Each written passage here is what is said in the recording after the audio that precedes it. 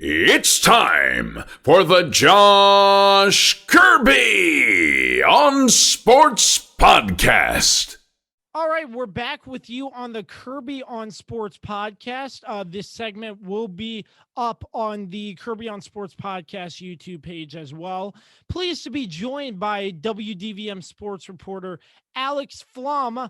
Alex, happy New Year, buddy. How you doing? Happy New Year, Josh. I am doing well. Excited for this new year. Hoping that it'll be a little bit better than the last one, and very excited to be here on your podcast today. Yeah, aren't we all looking forward to 2021 being a better year than the last year? So hopefully that will go well in terms of everything that's been going on. But still, we have sports in 2021, still not the same with COVID and everything. But first and foremost, before WDVM, you're not a stranger to this area. You've been down I-81 and you worked over at WHSV in Harrisonburg. So you have had the opportunity to work and cover local sports along with pro sports in our DC area sports teams and so on and so forth. So you've had a lot of experience everywhere. So tell us about some of your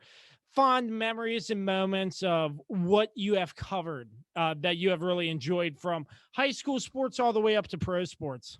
Well, I think I'm first and foremost. I think I'd like to say how lucky I feel just to be, where I grew up in my hometown, covering sports here in the middle of a pandemic. So, I definitely don't take that for granted. I'm originally from Silver Spring, grew up there, and in Rockville.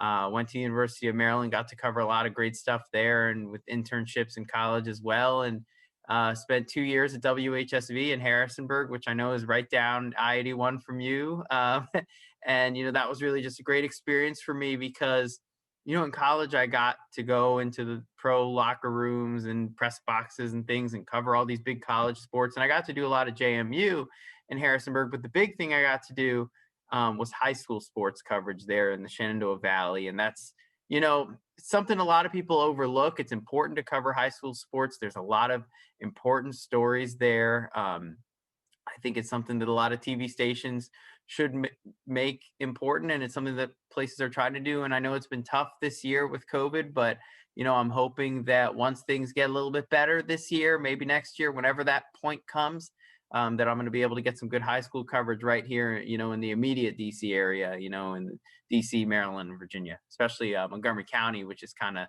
my main coverage zone. Yeah, obviously it's just a struggle with high school sports determining whether they're going to play and whatnot. Some areas in Virginia are playing, some are not. So it Mhm. just all depends with the county and stuff. I believe up Right. there in Maryland, they have still halted and they are not playing anything right now.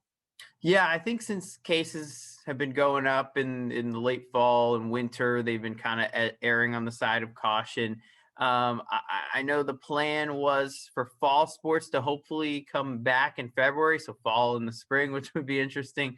I think that's what they were aiming for. I'm not sure where they stand on that now, but I'm hoping that with these vaccines continuing to roll out, hopefully cases will start going down, and then maybe we'll be able to see some football in the spring. And I'm excited to cover some high school football. I got to do a little bit in West Virginia when I started with WDVM, but that was like my bread and butter at WHSV in Virginia.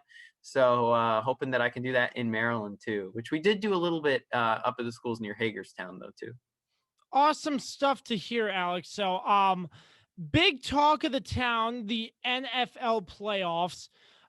With 1 week left to go, there are still some teams looking to make post their bid into the playoffs this year. One of those teams, obviously, being the Washington football team, which you have covered for WDVM over the past couple of weeks. I'm not sure how it works. Do you all rotate on and off, or are you just there every week?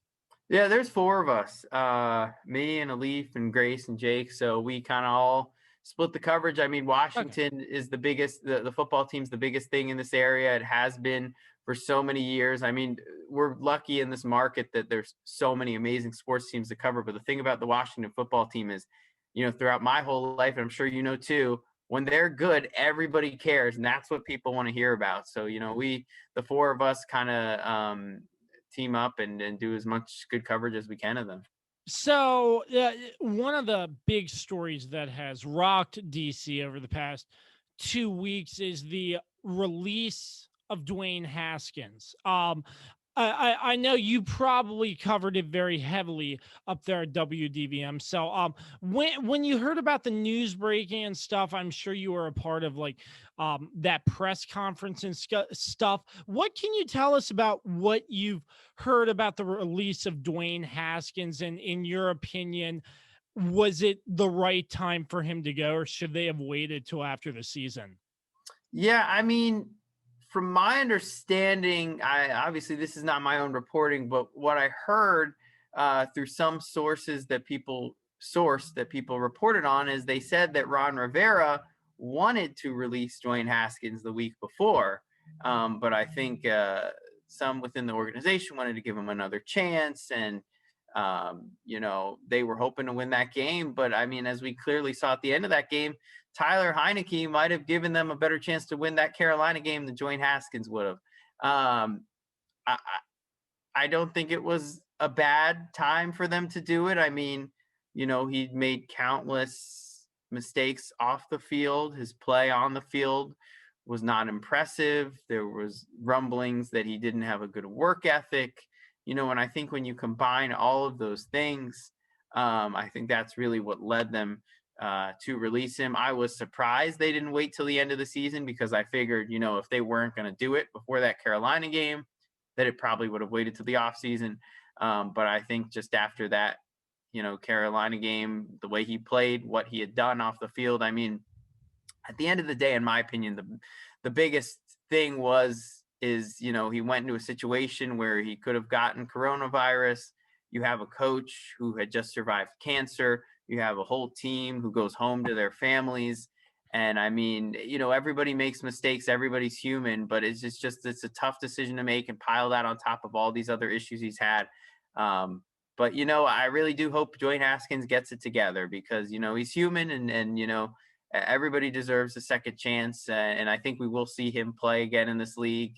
Where, I don't know. I think wherever Urban Meyer ends up getting a head coaching job, if that happens, I think that's where we could see him go.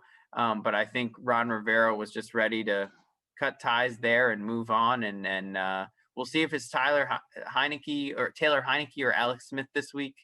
But either way, I know everybody's hoping to see them sneak into the playoffs there. Yeah, that would be huge for Washington with a losing record in Philadelphia. So, have we heard any more? Do you know anything about who the starter could be? Did they say anything? Do you know anything more than just a random sports podcaster like me would know? Well, I know today Alex was participating somewhat in practice. I know Heinecke is there too. There's Steven Montez, but I know that if Alex Smith is injured, if he cannot play, Taylor Heinecke will be the starter. If Alex is healthy and ready to go, Ron Rivera has said it many times, he is the starter. He's the starting quarterback of this team. He gives them the best chance to win. But, I do think if Alex Smith isn't 100%, they have to give a good look at Taylor Heinecke. There's not a lot of a sample size, but he's a gunslinger, and he may give them a chance to win. But I mean, best case scenario, they have both quarterbacks going into the game, and they can see how it goes and give Alex a chance to try to win it. But right now, I mean, everyone's kind of on the edge of their seat, waiting to see who's going to go this weekend. Yeah, absolutely. So I tell pretty much everybody I have the pleasure of interviewing on my podcast about Alex Smith. His journey was incredible. We've said it multiple times on this podcast. I want your thoughts, Alex, on the remarkable comeback of Alex Smith. Well, I mean, I remember a couple years ago when he hurt his leg, and, it didn't look good. And, when you see an injury like that in the NFL, especially on a guy who's, up there in years in the league, you think that could be it. And especially when you hear about what he was going through, where he almost had to lose his leg. I think it was like 17 surgeries, something like that. It's just amazing, and it reminds us, why we love sports. Uh, he fought, he worked hard, and he recovered, and to see him come back on the field and have Washington in a spot to maybe make the playoffs, for them to have that big win streak, with Alex Smith in there at quarterback, it's absolutely incredible. And I think of 2020, it's one of the stories of the year, and I think he's a shoe-in for comeback player of the year in the NFL. He should win it. And I think he's a story that's going to be talked about for many, many years, and going to always be remembered as one of the greatest comeback stories in the NFL, in this area, and in sports especially. Absolutely. So shifting our focus now, I want to dive in a little bit about the University of Maryland and their conference. It was a shaky road for college football for University of Maryland and the rest of their division, starting late due to COVID and stuff. Starting off with football, obviously, but I mean, how did you see their season play out? And with COVID, do you think they managed it well with COVID? Because I know there were a lot of obstacles that they had to overcome in order to play this season. Right. Well, I think they did the best they could. I know the Big Ten wasn't going to play, and then they were going to play, so everybody was scrambling. And some teams had players opting out, and opting to err on the side of caution and try to be as safe as they could. And some players played this year, and they got a number of games in, but a number of games got canceled because they had, I guess you could say, inevitable COVID outbreaks. Almost every college program you follow was having cancellations and things like that.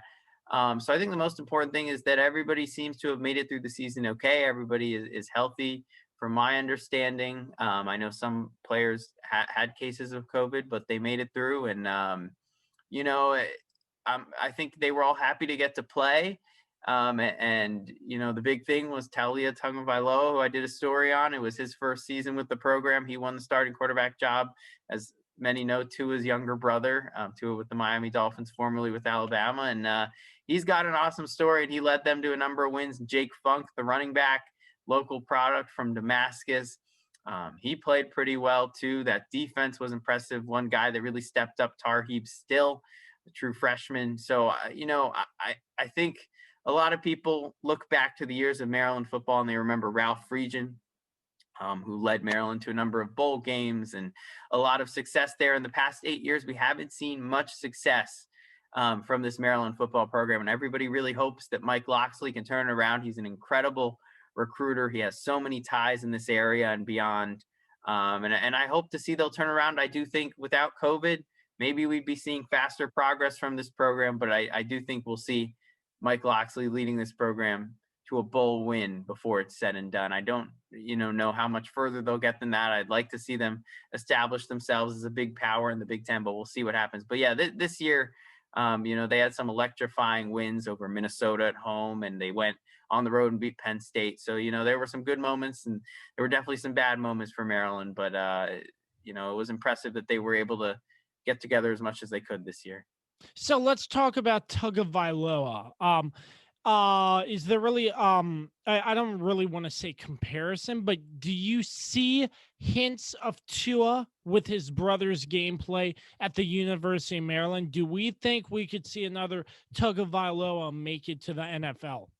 Well, I think Tua definitely has potential to make it to the NFL.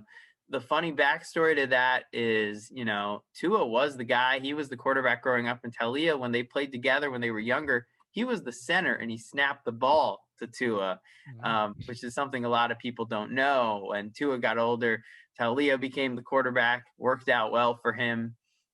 He went to Alabama. And then when Tua went to the NFL, Tua transferred to Maryland. And he's played really well here this season. He's showed flashes of greatness. He's a little different than Tua. Obviously he's not, I don't think I mix it up. One's a lefty, the other one's not. But anyway, I think we could see Tua in the NFL one day. I don't know for sure, but I definitely think he has the potential. And I think you'll see more good years from him at Maryland, and then we'll see where he goes after that. But I think he will make it.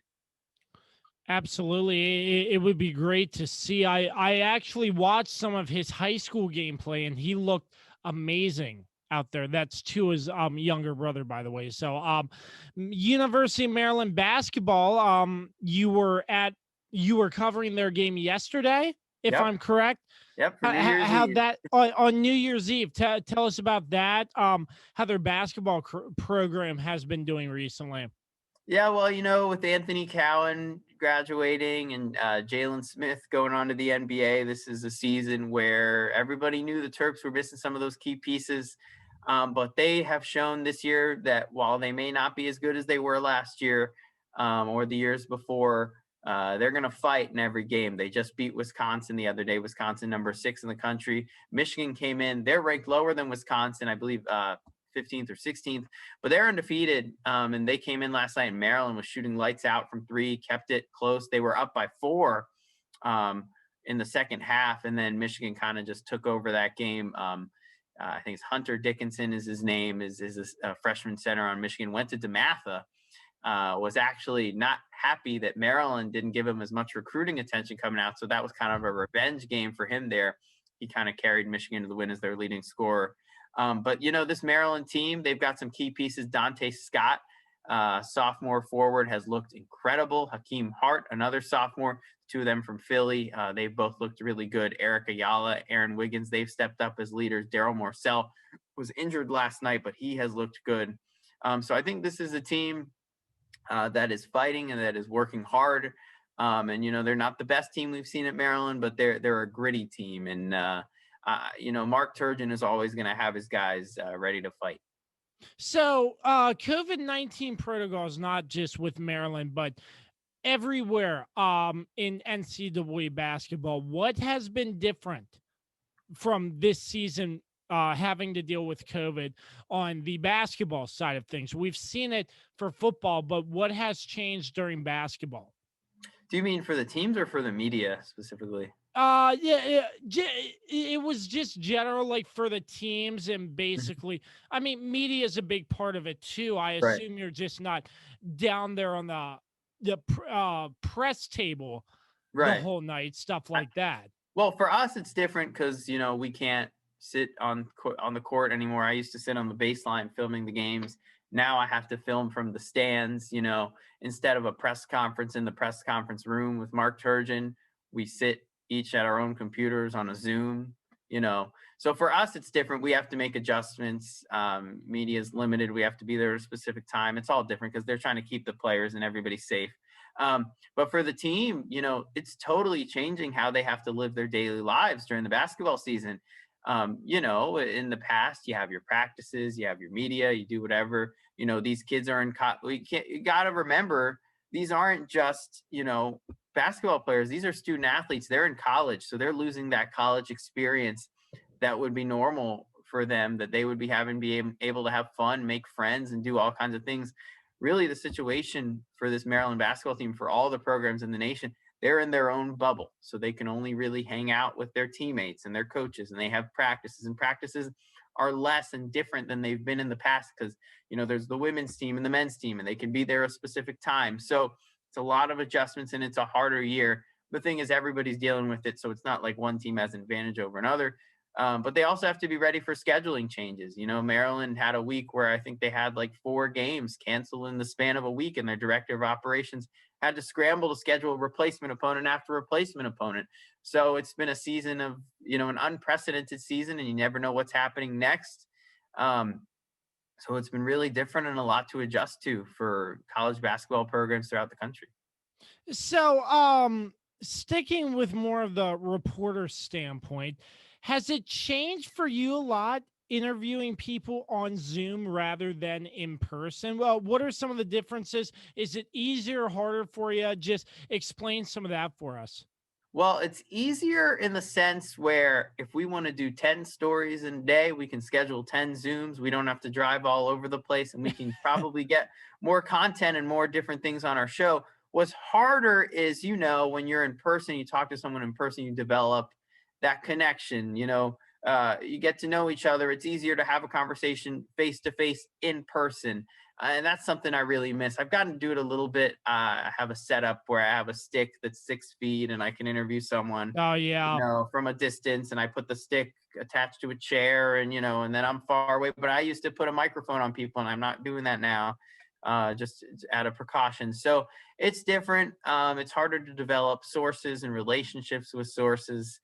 But it's in a sense changed things. And I think it's something that once COVID passes, people are still going to use Zoom for interviews. If you want to get an interview done that's 3 hours, 2 hours away, and you can't go out there that easily, you'll probably do it over Zoom. It's going to help, to interview people for feature stories and things like that for TV. Because, writers have always been able to just pick up a phone or Skype or call someone or whatever.